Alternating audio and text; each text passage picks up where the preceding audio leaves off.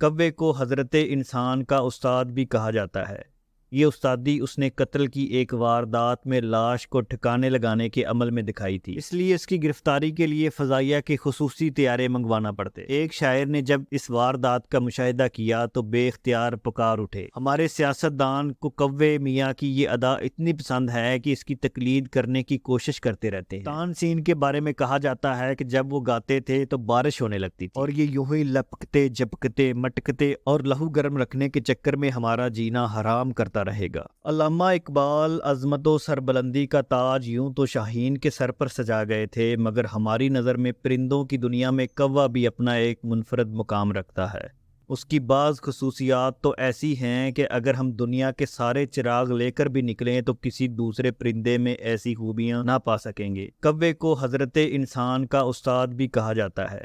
یہ استادی اس نے قتل کی ایک واردات میں لاش کو ٹھکانے لگانے کے عمل میں دکھائی تھی، وہ بھی اس زمانے میں جب انٹرنیٹ، گوگل جیسے رہنما دستیاب نہ تھے اور انسان ابھی اس عالم رنگ و بو میں نئے آئے تھے۔ جی ہاں، دنیا میں تشریف لاتے ہی حضرت انسان نے قتل کرنا شروع کر دیے تھے، اور اربوں خربوں سال گزرنے کے باوجود یہ فرسودہ رسم آج بھی پورے زور و شور سے جاری ہے۔ بات ہو رہی تھی استاد کوے میاں کی استادی کی، تو جناب تفصیل اس اجمال کی یہ ہے کہ جب حضرت آدم علیہ السلام کے ایک بیٹے قابیل نے اپنے بھائی حابیل کو قتل کر دیا تو وہ اس کی لاش کی وجہ سے پریشان تھا۔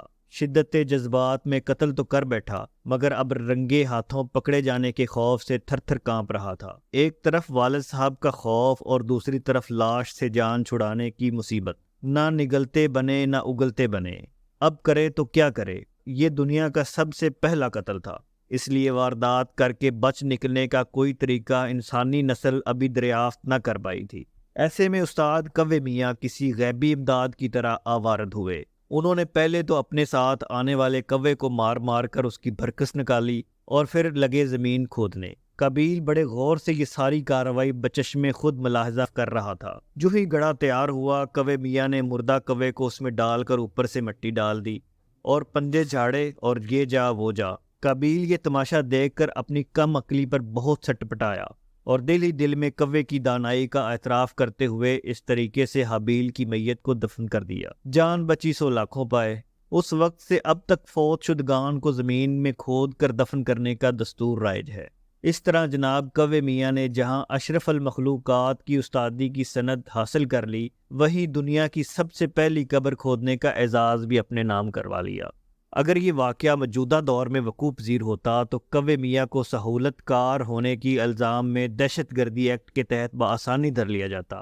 یہ الگ بات کہ کوے کو پکڑنا آسمان سے تارے توڑ لانے کی طرح دنیا کا سب سے مشکل کام ہوتا۔ یہ اتنا چالاک اور پھرتیلا ہے کہ کبھی ہاتھ نہیں آتا، اس لیے اس کی گرفتاری کے لیے فضائیہ کے خصوصی طیارے منگوانا پڑتے۔ کوے میاں کی خصوصیات کی فہرست کافی طویل ہے۔ چھین کر بھاگ جانے کے فن میں تو موصوف اپنی مثال آپ ہیں، اور اس فن میں تو انہوں نے انسانوں کو بھی پیچھے چھوڑ دیا ہے۔ ادھر آپ کا دھیان ذرا سا بھٹکا، ادھر یہ حضرت سیاہ حسن کی نمائش کرتے کہیں سے نمودار ہوئے، اور تشریف آوری کا مقصد آپ کو تب سمجھ میں آیا جب آپ کے سامنے رکھی ہوئی کھانے کی چیز اٹھائے موصوف یہ جا وہ جا۔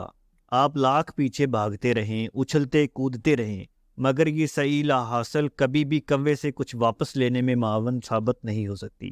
آخر جان ہتھیلی پر رکھ کر یہ سب لوٹ مار اس لیے تو نہیں۔ ایک شاعر نے جب اس واردات کا مشاہدہ کیا تو بے اختیار پکار اٹھے، آنکھ بچا کر جھٹ لے بھاگا، وارے تیری پھرتی کاگا۔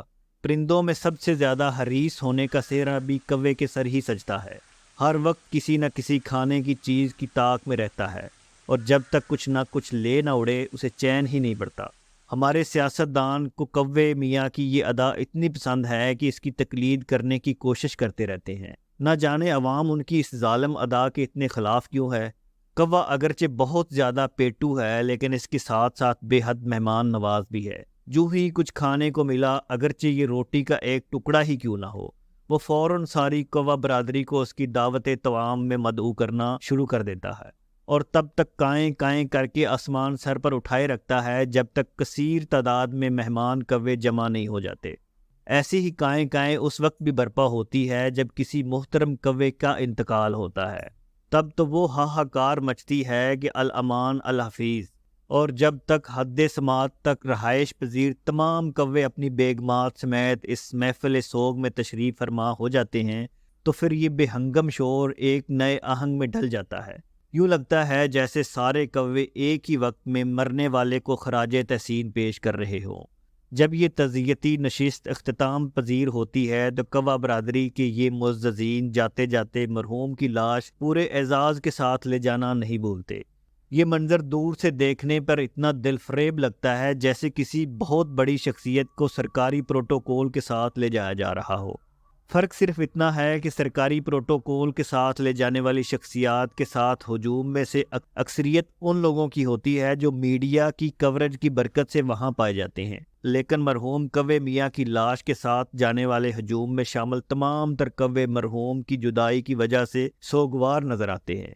کچھ بعید نہیں کہ ترقی کے سر پر دوڑتے گھوڑے پر مستقبل قریب میں کوے میاں بھی سوار ہو جائیں اور اس محفل میں تصویر بنوانے ہی آیا کریں۔